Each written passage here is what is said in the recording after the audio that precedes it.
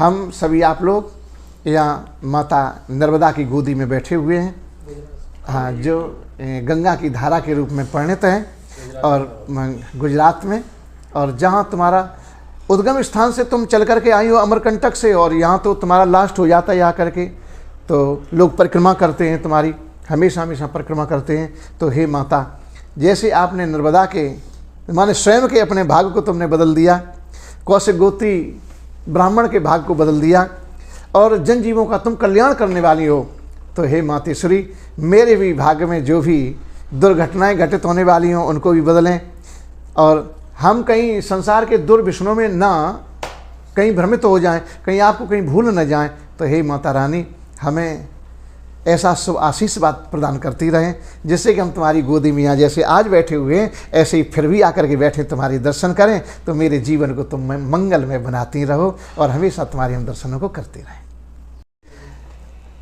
देखो, सही बात तो ये है,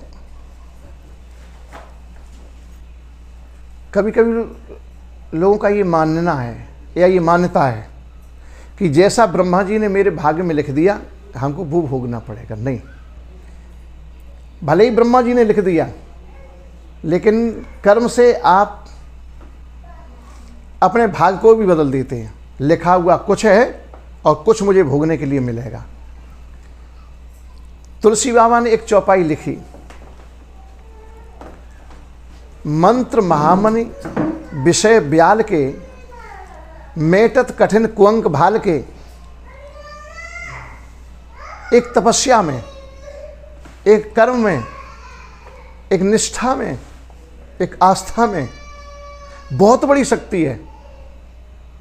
कुछ भी ब्रह्मा जी ने लिख दिया हो, आप उसे मेट देंगे और अपनी नई चीज को लिखवा लेंगे, और लिखना पड़ेगा, और वही प्रारब्ध बनेगा, और प्रारब्ध तो भोग ही कटे, फिर भोगना भी पड़ेगा।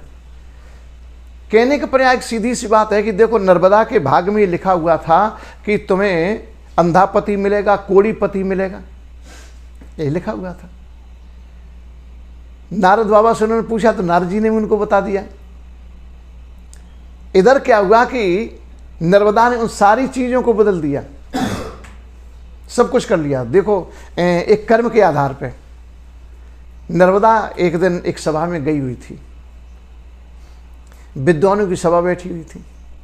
नर्मदा वहां से जब उठ के चली आई,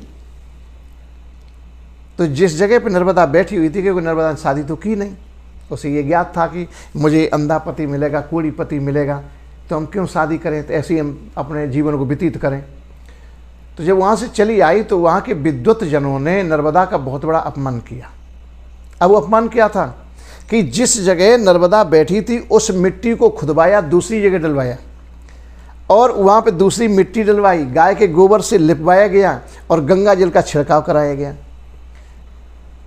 नर्मदा ने जब पूछा कि ऐसा क्यों हुआ, बोले तुम्हारा कोई पति नहीं है, इसलिए जिस जगह पर तुम बैठ जाती हो वो जगह भी दूषित हो जाती, अशुद्ध हो जाती, अपवित्र हो जाती है।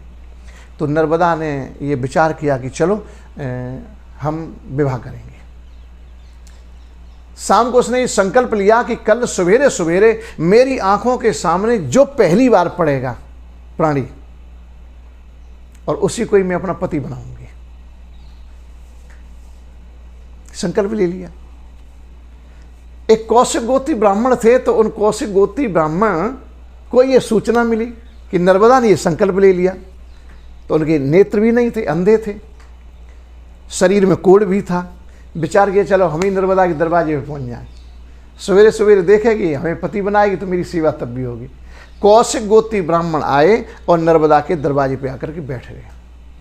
नर्मदा ने जैसे ही सवेरे सवेरे अपने दरवाजे को, माने कुटिया के दरवाजे को उसने खोला, तो क्या देखा कि एक नेत्र विहीन, जिनके नेत्र नहीं है, शरीर में कोढ़ चुचिया रहा है, ऐसे कौशिक गोत्री ब्राह्मण बैठे हुए हैं।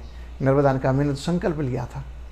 नर्मदा ने उन्हीं को प्रणाम किया, और प्रणाम करने के बाद अपनी सारी बात बताई। मेरा ये संकल्प था कि आप मेरे पति बनोगे। बोले नर्मदा, मैं तेरे संकल्प को ही तो जान करके मैं तेरे यहाँ पर आया हुआ हूँ। नर्मदा बड़े भाव से इनकी सेवा पूजा करने लगी, स्नान करवाती है और वस्त्र बदलती है, उनको खूब आरती पूजा करती है और भोजन कराती है, बड़ी सेवा करती है नर्मदा। दैव योग से क्या हुआ कि एक दिन कौशिक गोत्री ब्राह्मण ने कहा कि नर्मदा, हमें गंगा जल की आवश्यकता है, क्या तुम गंगा जल मुझे पिलाओगी? बोले क्यों नहीं। नर्मदा ने कमंडलू को ले लिया और गंगा जी पर चले गए। इतने में क्या हुआ कि कहीं से एक वैश्या आई और वो वैश्या आकर के कौशिक गोत्री ब्राह्मण के पास में बैठी रही। हाथ से हाथ उसने स्पर्श कराया, बातचीत करती रही और उसके बाद में वो वैश्या अपने घर के लिए चली गई। इसके बाद में ये हुआ कि नर्मदा जब वापस लौट करके आई तो नर्मदा ने गंगा जल पान कराया, बड़ी सेवा की। जब शाम हुई और सेवा का मौका आया कि चलो, नर्मदा ने सोचा कि इनकी सेवा करें, तो कौशिक गोत्री ब्राह्मण बोले कि नर्मदा, आज मेरे मन में थोड़ी उद्विग्नता है। बोले क्यों, क्या बात है, आपको परेशानी क्या हुई है? तो कौशिक गोत्री ब्राह्मण बोले कि नर्मदा, आज मेरे मन को एक वैश्या चुरा ली गई। तुम तो गई थी गंगा जल भरने के लिए और वैश्या आई, बैठी रही, हाथ से हाथ स्पर्श किया और बस मेरे मन को चुरा के और अपने घर पर वो चली गई। तो नर्मदा, मेरे मन को वैश्या चुरा ली गई। अब मेरे मन को संतोष तभी होगा कि जब तुम मुझे उस वैश्या से मिला दो। नर्मदा ने कहा, पतिदेव, ये क्या बड़ी बात है, चलो वैश्या से चल के मिलाएंगे। आपका मन प्रसन्न होना चाहिए और तुम्हारा मन प्रसन्न होगा तो भगवान भी प्रसन्न होगा। किसी भी दशा में पति के मन को गिलानी नहीं पहुंचानी चाहिए। ये नारी का परम धर्म है, पत्नी का ये परम धर्म है। यद्यपि ये पुरानी सतियों की बात कर रहा हूँ, ना कि आज की नारियों की बात कर रहा हूँ। आज के अगर पत्नियों की बात ये कर दें, अगर कोई पति अपनी पत्नी से कहने लगे कि मेरे मन को अमुक पत्नी चुरा ले गई, तो ये नहीं होगा कि चलो हम तुमको उससे मिला दें और तुम्हारा मन प्रसन्न हो जाए। तुरंत ये उत्तर मिलेगा, गड़सा पेना धरा हुआ, एक ही सिर उधर पड़ा मिलेगा नहीं। तो कहने पर है कि आज की नहीं, ये मतलब पुरानी पद्धति के अनुसार बात कर रहा हूँ। मतलब आपके लिए नहीं, ये सबके लिए, माने हमारे लिए भी, मतलब सबके लिए है, सब पर ये लागू हो रहा है। तो कहने पर आया कि नर्मदा ने कहा कि आप चलो। बस नर्मदा ने अपने पति को पीठ पर बैठाला और पीठ पर बैठाल करके और वैश्या के घर की ओर नर्मदा चल पड़ी। अंधेरी रात्रि थी। उस रास्ते पर, बीच रास्ते में किसी जगह पर मांडव ऋषि बैठे बैठे तपस्या को कर रहे थे। दैवयोग से क्या हुआ कि कौशिक गोत्री ब्राह्मण का चरण और मांडव ऋषि के शरीर से स्पर्श कर गया।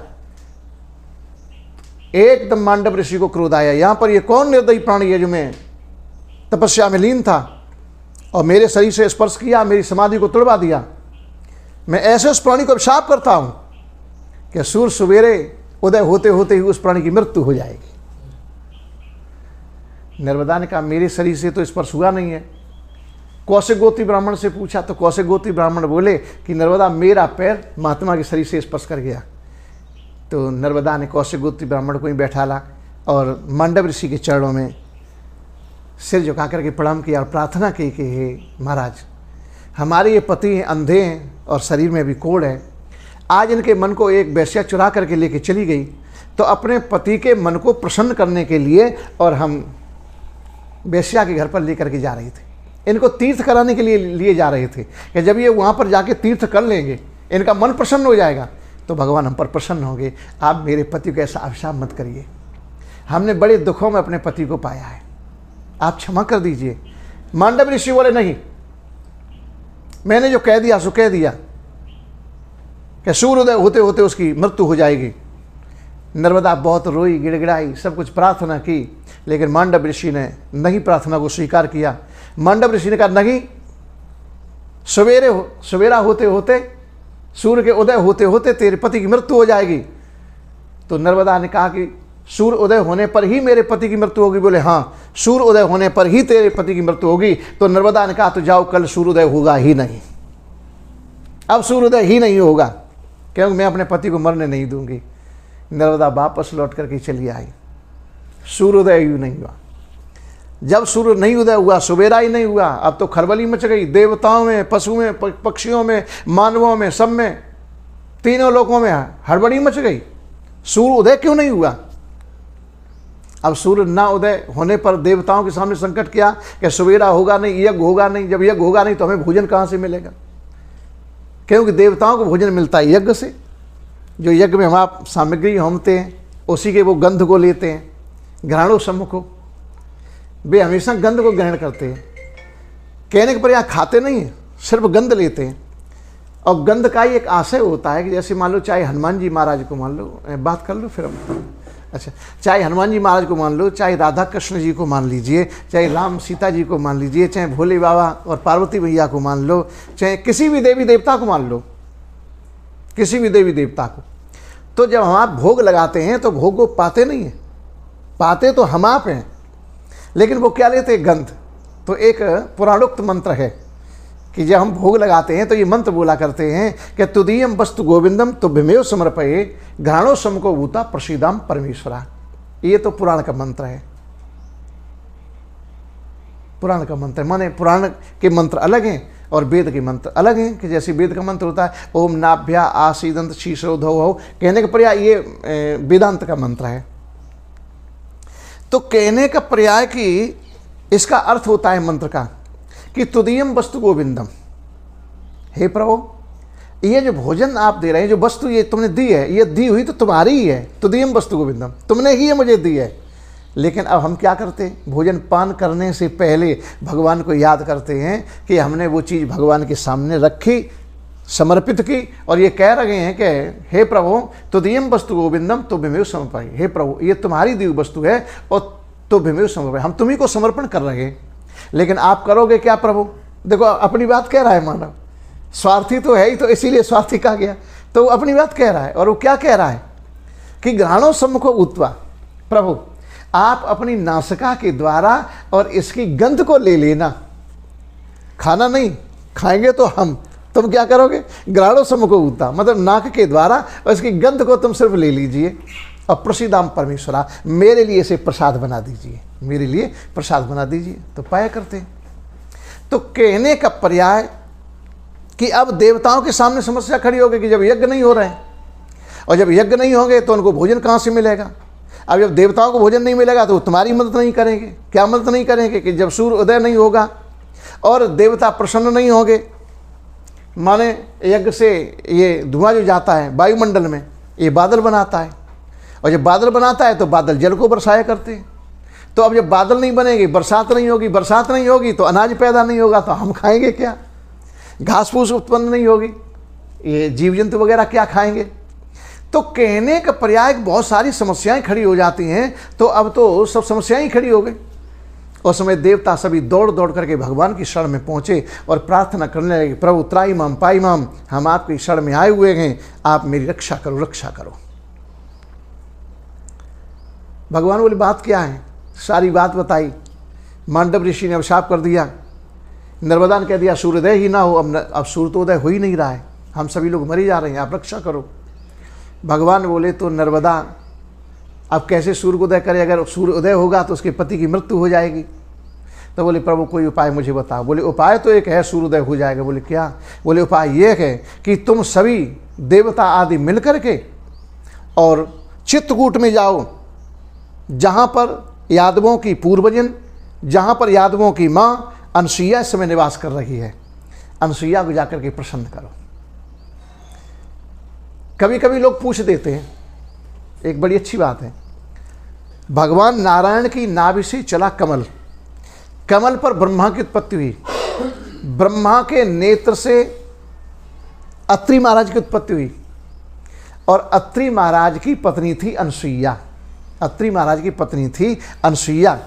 तो अनसुईया से 3 पुत्र पैदा हुए, अनसुईया से 3 पुत्र पैदा हुए। सबसे बड़े दत्तात्रेय, उससे छोटे चंद्रमा, उससे छोटे दुर्वासा।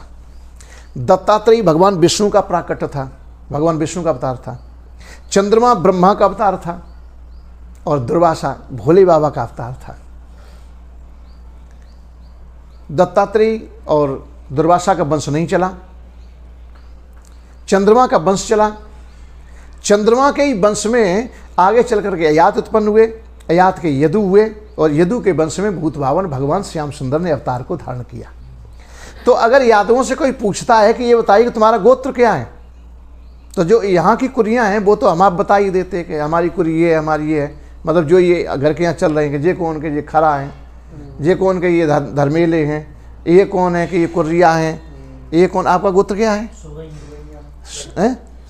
सुगैया, आपका रठैया, हाँ, आपका रठैया, आपका नागुले है नागुले नागुले।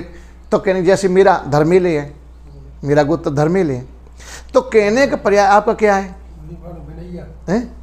इनका विनैया है। तो ऐसे जो ये कुरियाँ हैं, ये 324 कुरियाँ हैं यादवों की। ये गोत्र नहीं है, ये कुरियाँ हैं।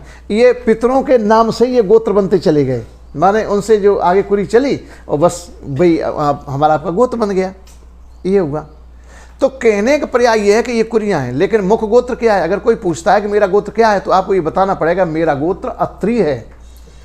हाँ, इसीलिए जब संकल्प पढ़ा जाता है तो संकल्प में ये कहा जाता है यादवों के संकल्प में कि अत्रि गोत्रोत्पन्ना, अत्रि के गोत्र में आप उत्पन्न हुए हैं। अब कोई पूछे तुम्हारी माँ कौन है, तो ये बताना पड़ेगा मेरी माँ अनसुईया है, मेरी माँ अनसुईया है। जिससे जन्म लिया है वो तो आपकी अलग है, लेकिन जो मुख्य माँ है आपकी वो कौन है? अनसुईया। आपको ये बताना पड़ेगा। और अनसुईया जैसी सती तीनों लोकों में ना तो आज तक हुई है और ना आगे भविष्य में होगी, ऐसी सती हुई है। बच्चा बनाया, उसके जैसी सती आज तक तीनों लोकों में नहीं हुई। फिर सीता जी को भी उपदेश किया अनसुईया ने, और सीता जी को ऐसे वस्त्र भी दिए हैं कि जो कभी पुराने नहीं होते थे। नित नव नूतन अमल सुहाए, सीता जी को ऐसे वस्त्र दिए जो नित नए होते थे। अब नए होने का अभिप्राय कि जो साड़ी उन्होंने दी सीता जी को, या जो भी वस्त्र दिए, आज वे नीले कलर के दिखाई दे रहे हैं, और कल सवेरे उदय, सूर्य के उदय होते होते और कहो पीली बन जाए, परसों सवेरा हो जाए तो कहो लाल बन जाए, फिर किसी दिन हरी हो जाए। कहने पर नित नव नूतन मतलब नित नए होते थे, पुराने रहते ही नहीं थे। कलर भी बदल जाता था, स्वरूप भी बदल जाता है, तो इसे नित नए होते थे। अब विचार करो, इतनी बड़ी किस्में शक्ति है जो ऐसे वस्त्र और किसी को दे सके, जबकि हमारे इष्ट राम जी हैं। जब इष्ट हमारी राम जी है तो मेरी माँ कौन हो गई? जानकी, सीता हो गई, जिनकी भगवान मान के हम पूजा करते, क्योंकि वो भगवान के साक्षात पूर्ण परमात्मा है। और उस परमात्मा के यहाँ शक्ति को, माने सीता जी को वस्त्र देने वाली कौन है? मेरी माँ अनसुईया, मेरी माँ अनसुईया। कहने का पर्याय कि मेरी जो यादवों की भक्ति की पराकाष्ठा और यादवों की पूजा परमात्मा से भी परे है, माने भगवान से भी यादव परे हैं। ये साधारण कोई चीज़ नहीं है, यादव कोई साधारण चीज़ नहीं है। तो कहने का पर्याय कि भगवान ने ये कहा कि आप सभी मिलकर के सती अनसुईया के पास में चित्रकूट में जाओ और उन्हें प्रसन्न करो, और अनसुईया अगर चाहेगी तो सूर्योदय हो जाएगा। सभी देवता मिलकर के चित्रकूट में आए, अनसुईया माँ की प्रार्थना की, अपनी सारी व्यथा उनको सुनाई। अनसुईया ने कहा कि देखो हम उसे क्या समझाएंगे, ऐसी कौन पत्नी होगी जो मेरे कहने से और अपने पति की मृत्यु करा देगी, या ऐसी कौन वो पत्नी होगी, कौन सी ऐसी नारी होगी, कौन सी ऐसी सती होगी जो दूसरी सती से कह दे कि तू अपने पति की मृत्यु कर ले। देवता ने कहा मां नहीं, तुम उसे समझा दो, तुम जो कहोगी बस वही होएगा। अनसुईया ने कहा वही होएगा, बोले वही होएगा। अनसुईया ने कहा तो चलो हम चल रही। अनसुईया देवताओं के साथ होकर के अमरकंटक पर पहुंची जाके, क्योंकि मध्य प्रदेश में अमरकंटक से ही नर्मदा निकल रही है। हाँ, जब वहाँ पर ये पहुंची जाके तो इन्होंने नर्मदा को समझाया, तो नर्मदा ने रो करके अपनी सारी व्यथा सुनाई अनसुईया को। तो अनसुईया ने कहा कि नर्मदा, एक ध्यान रखो कि यदि एक प्राणी सुरक्षित रहे और करोड़ों प्राणियों की मृत्यु हो जाए, हत्या हो जाए, तो क्या एक प्राणी के रहने से लाभ क्या होगा? ऐसी हे अनसुईया, तुम सूर्य को उदय कर दो। हे नर्मदा, तुम इस समय सूर्य को उदय कर दो। जब तुम सबका भला करोगी तो परमात्मा तुम्हारा भी अवश्य भला करेगा। इसे मेरी बात को मान लो। अनसुईया ने समझाया। नर्मदा ने कहा तो मैया तुम जो कह रही हो, बस मेरे पति की मुझे मृत्यु स्वीकार है, लेकिन सबका कल्याण करना मेरा परम कर्तव्य है, मेरा परम धर्म है। ये मान करके सती अनसुईया नर्मदा ने उसी समय कह दिया, हे सूर्य नारायण, अब तुम प्रकट हो जाओ। जैसे ही सूर्य उदय हुए और वैसे ही कश्यप गोत्री, कौशिक गोत्री ब्राह्मण की मृत्यु हो गई। नर्मदा ने अपने पति की लाश को अपनी गोदी में लिया, शव को अपनी गोदी में लिया और बेवहल होकर के रोने लगी। अनसुईया की ओर देख करके रोने लगी। अनसुईया के भी आंखों में आंसू भर आए, अनसुईया भी फूट फूट करके रोने लगी। लेकिन अनसुईया के मन में भावना बनी कि आखिर एक सती के सतीत्व को मैंने नष्ट कर डाला। तुम्हारा ये कर्तव्य नहीं है कि किसी सती के सतीत्व को तुम नष्ट करो, ये तो भगवान का कर्तव्य है कि भगवान जो चाहे वो कर दे। लेकिन एक तुम साधारण सी पत्नी हो, सती हो, लेकिन तुमने ये क्या कर डाला, चलो इसका भी कल्याण करो। सती अनसुईया ने कमंडलू के जल को लिया और कमंडलू के जल को लेके और बस अपने पति का ध्यान किया और कहा कि हे प्रभु, यदि मैंने कभी स्वप्न में भी किसी पर पुरुष को ना निहारा हो, अपने पति को ही मैंने भगवान माना हो, तो इसी समय ये कौशिक गोत्री ब्राह्मण ये जीवित होकर के बैठ जाएं, इनके शरीर का कोढ़ भी ठीक हो जाए और दोनों नेत्र भी इनके खुल जाएं।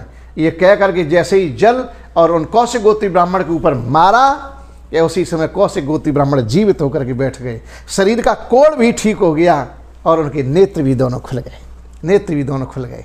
देवताओं ने आकाश से फूलों की बरसात की और कहा, धन्य अनसुईया माँ, धन्य अनसुईया माँ कि तूने हम सबका कल्याण कर दिया और कौशिक गोत्री ब्राह्मण को भी तूने जीवित कर दिया। नर्मदा ने उस समय अनसुईया के चरणों में गिर करके प्रणाम किया। यद्यपि देखो, यादवों की माँ है अनसुईया और नर्मदा ब्राह्मणों की माँ है, लेकिन फिर भी उसने लेट करके प्रणाम किया। कौशिक गोत्री ब्राह्मण ने प्रणाम किया, उनका मंगल हुआ। तो कहने का पर्याय कि मंत्र महामणि विषय ब्याल के, मेटत कठिन कुअंक भाल के। तो कहने का पर्याय कि कर्म में वो क्षमता है, वो शक्ति है कि तुम्हारे भाग्य में लिखे हुए अंकों को भी मेट देता है। यहाँ पर इनके अंक मिट गए और ऐसी सती हुई कि जब उसने अपने शरीर को छोड़ा तो वह जल की धारा के रूप में परिणत हुआ और जो गंगा नाम से वह विख्यात धारा हुई, जो पश्चिम को बह रही, ठीक पश्चिम को वह धारा उसने बहा दी। माने ब्रह्मा के लिखे हुए अंकों को ठीक उल्टा उसने पलट दिया। तो ये कर्म के द्वारा सब कुछ हो जाता है।